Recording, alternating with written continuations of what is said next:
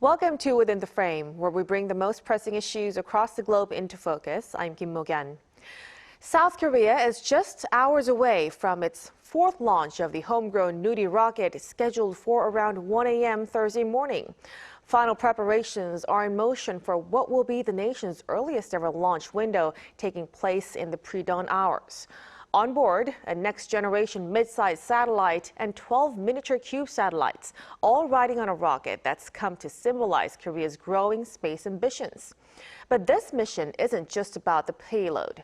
For the first time, a private company is leading the launch efforts, with the government stepping back into a support role, marking a major shift in Korea's space strategy. With weather and technical checks ongoing, the countdown to liftoff is already underway. And as we wait for this historic moment, we connect to Park Si-soo, Seoul correspondent at Space News, for a closer look into the situation. A big welcome. Thank you for having me. And also joining us is Wendy Whitman-Cobb, a professor of strategy and security studies at the School of Advanced Air and Space Studies. Good to see you, Professor. Thank you for having me. So let's start a discussion with Mr. Park. This actually marks the fourth such launch of the Nuri. So compared to the third launch in 2023, what's the single biggest difference this time around? And what do you think viewers should keep their eyes on this time? Yeah, actually, there are some differences compared with the previous launch and the upcoming one. For example, the launch time, the number of payload on board, and the rocket transportation capacity.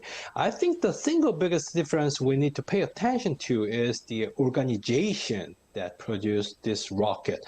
This time, a domestic aerospace company, Hana Aerospace, produced a rocket using technologies transferred from the Korean government, specifically from the Korean Aerospace Research Institute, a state-funded aerospace technology developer. This is the first time in South Korea's history that a private company played a leading role in manufacturing a sovereign space launch vehicle. And the previous launch were conducted with rockets manufactured by the government. The Korean government began transferring national space technology to private sector in 2021 as part of effort to bolster the domestic space industry. And in line with this, Hana Aerospace was selected in 2022 to receive rocket technology, particularly those applied to the Nuri rocket from the government. So including the launch, Hana made the Nuri rocket will be launched 3 times through 2027, first tonight and then again next year, and once more in 2027. And the rocket could be used even more in the future, but the plan has not been finalized yet.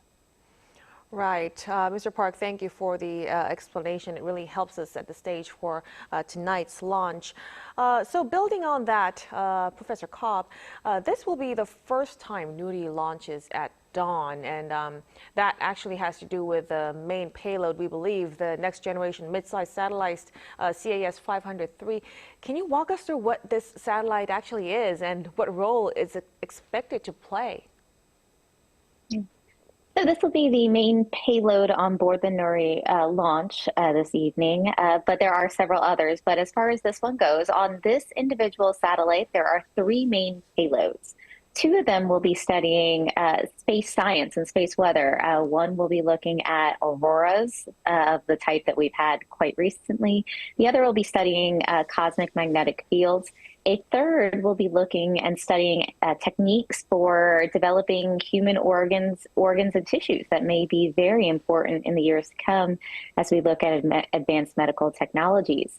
And so because of the 2 payloads that are studying cosmic magnetic fields as well as auroras, they need to go into a very specific orbit so that they have the particular set of lighting and orbital conditions to be able to conduct their experiments, conduct their observations. And because of that, that is what is necessitating the night launch.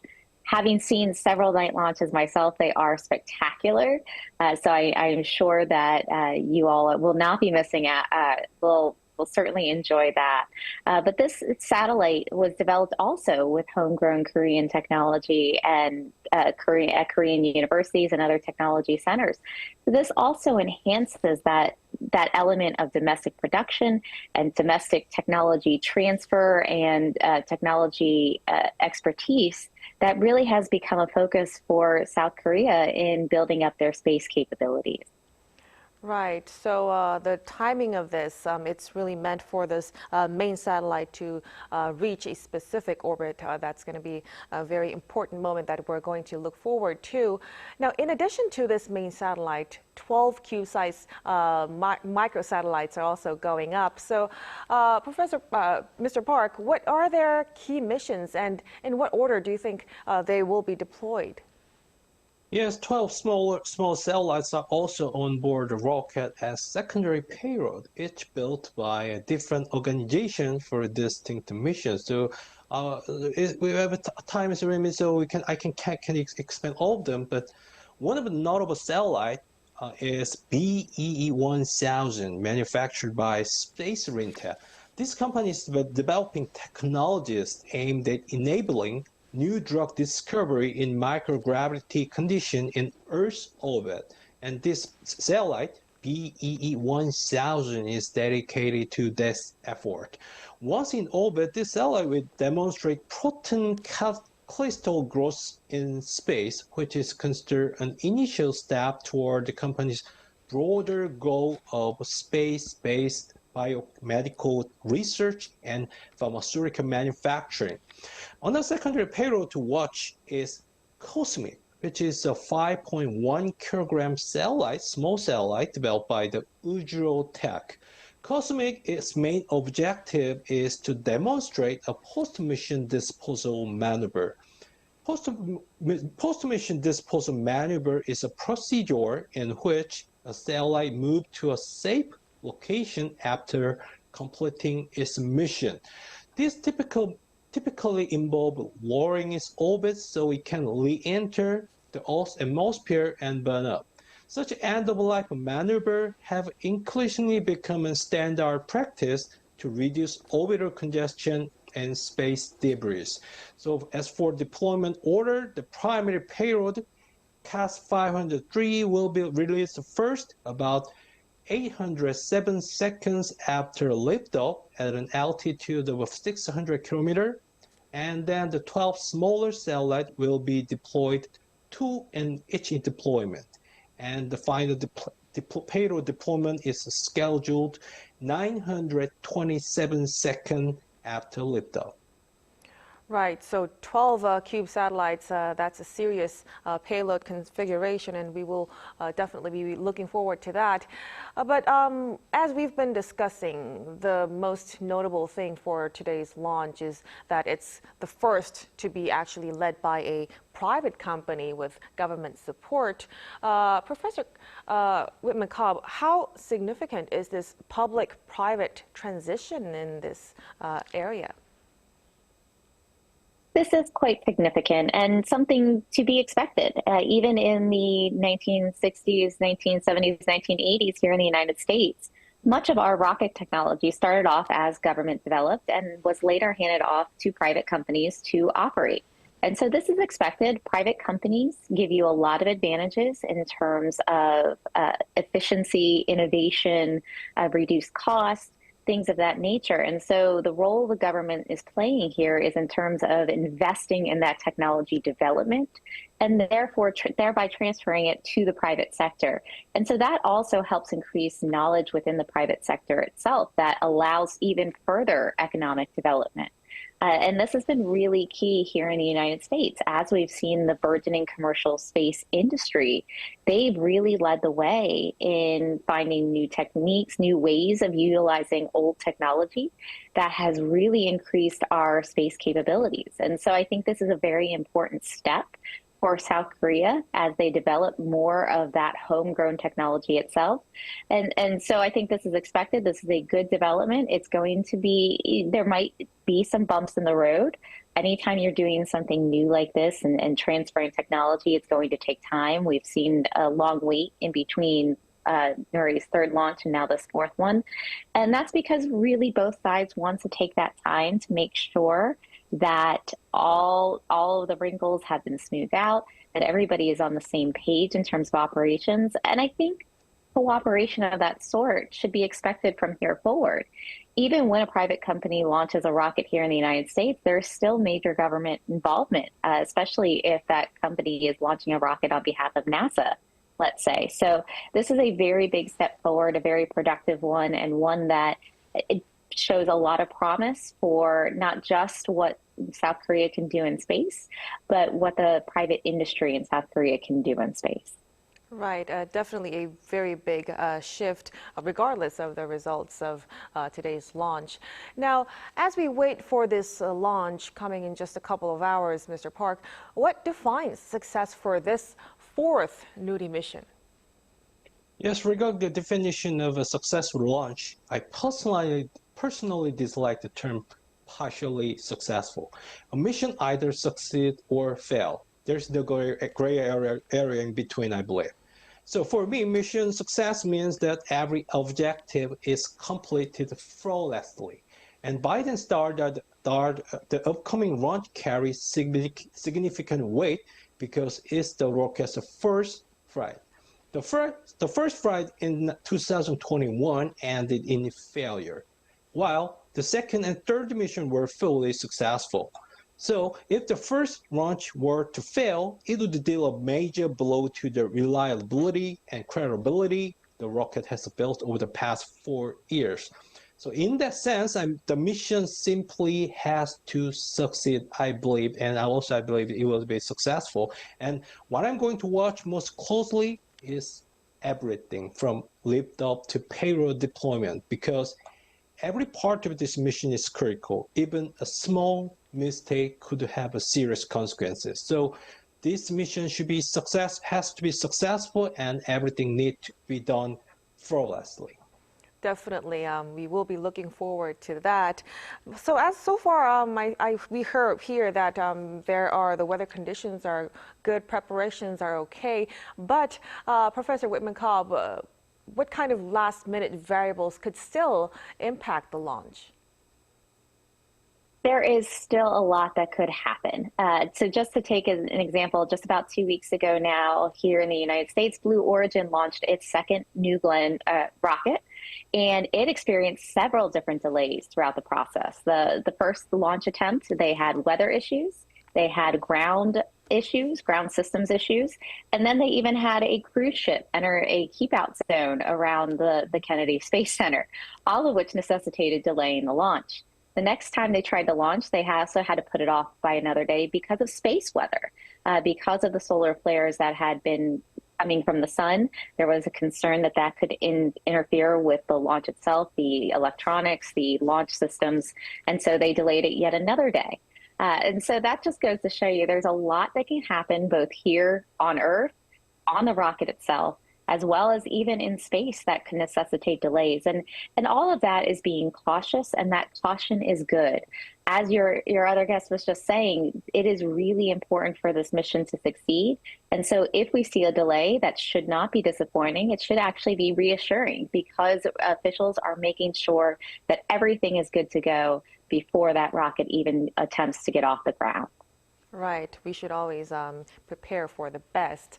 So if this mission actually goes smoothly, which of course many of us are hoping for, Mr. Park, what kind of momentum or signal could this send for South Korea's space industry? Yes, if the launch is successful, it would clearly signal that South Korea's space launch capability is improving and becoming more reliable, because it would mark the third consecutive success. However, this should not be overstated.